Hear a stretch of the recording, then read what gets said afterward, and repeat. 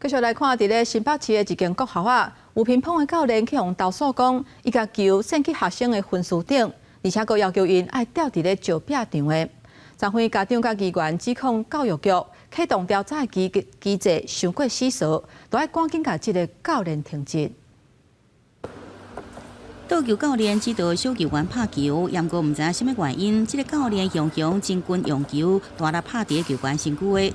刚这教练指导另外一个小球员时，伊佫做出扣杀动作，只是这摆离更较近，造成小球员身体误青。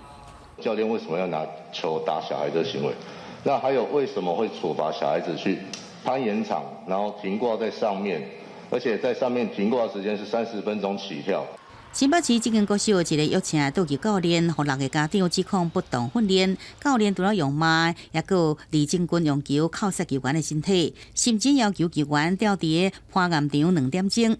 另外一个家长是讲，查某囝被过度训练，造成心中绑骨脱，手术了后也需要坐轮椅休养。持续在1个小时，让他这样跑来跑去，照样这样子，我们也很健康的。原本是少年国手的候选人，结果就变成这样子。有哪个家长能够接受说自己的小朋友被训练说原本很健康的被训练说要植入钢钉？新北市教育局讲，8月就接到投诉讲球员被过度训练造成受伤，不过调查了后并无查到具体证据。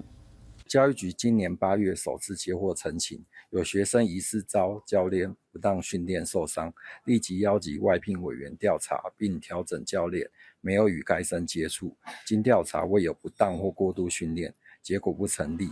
不过10月底，伊佫接到其他家长的投诉，球员和这个教练不当对待。11月初时，定情家长提供互不当对待学生的具体名单，学校就开始来进行调查。政府已经完成2摆访谈，后续佫再进行第3摆调查。那查证属实，会依照规定追究责任，并且来处罚。